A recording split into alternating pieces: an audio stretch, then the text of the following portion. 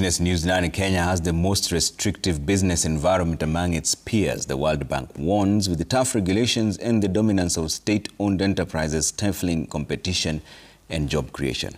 Now, this restrictive environment makes it harder for private businesses to enter markets, compete and grow, while government-backed firms often operate with little accountability. Here's Jasmine Wamboi with more. The World Bank, in collaboration with the Competition Authority, has put out a new report assessing the country's business environment. And despite a decade of economic progress, the country's legal and regulatory environment remains far more restrictive than in advanced economies. Kenya tops the global chart for restrictive business rules with a PMR score of 2.92, far above the average of 2.27 for other middle-income countries. This restrictive framework makes it harder for businesses to enter and compete in the Kenyan market. When you have more competition, prices go down. And that already is a very important benefit for the Kenyan economy. But equally important is that when prices go down, Kenyans can buy more for their money.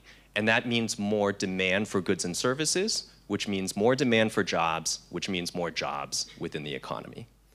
We believe that there is immense potential to increase the intensity of competition within Kenya. A key driver of this market distortions, the World Bank says, is the dominance of over 200 state-owned enterprises in the Kenyan market. Simply put, Kenya has a lot of state-owned enterprises. Yet, nearly half of these SOEs failed to meet performance targets in the most recent National Treasury review. Still, they often receive subsidies, bailouts, or below-market financing, giving them a financial advantage over private firms. Therefore, the recommendation of this report is not necessarily to get rid of SOEs. It's not even necessarily to get rid of all of these subsidies. This is not the 1990s, okay?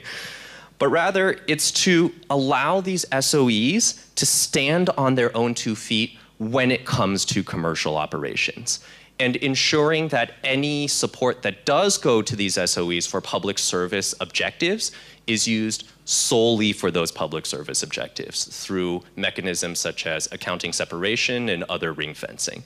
And so I think what government is trying now is, in my view, perhaps it should have been more energetic than it's been, is the difficult question of privatization.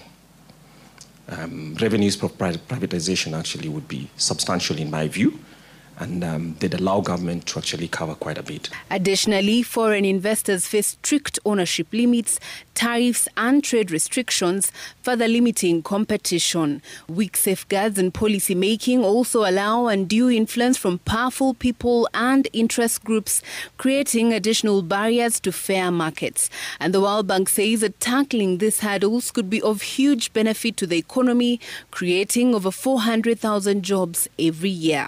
Our estimates of the potential for these reforms is that they can boost annual GDP growth rates by 1.4 percentage points. And that is extremely material when you think about how, as Jorge just highlighted, average Kenyan real GDP growth over the last few years has been about 4 to 5%. The bank maintains that unlocking Kenya's economic potential now hinges on building a fair and competitive marketplace. Jasmine Wamboi, Citizen TV.